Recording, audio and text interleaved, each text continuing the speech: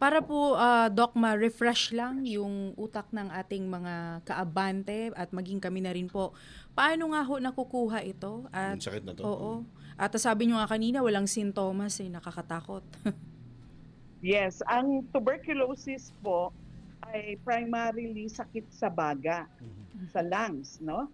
Nakukuha po siya through droplet infection. Yung pagbuga ng droplets from sneeze or from cough Mhm. and napupunta sa katabi mong tao.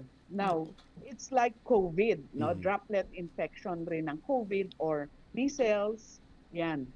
And yung mga flu illnesses and viruses. So Pero naihahawa ito, Doc? Nakakahawa? Yes, Oo. nakakahawa through cough and sneezing. So hindi po siya makukuha sa pagkain. Mhm. Kasi O paggamit ng hinihiwalay nila. paggamit ng spoon Hinihiwalay and fork nila, ng oo, merong yung TV. mga spoon and Oo. fork. And hindi sila sumasabay sa pagkain. Hindi po nakukuha sa pagkain. Cough, sneezing, and yun nga. Para siyang COVID, pero mas less infectious ang tuberculosis. Ibig sabihin yan, hindi ka casual contact, sumakay ka lang ng LRT, magkaka-TB ka na. No?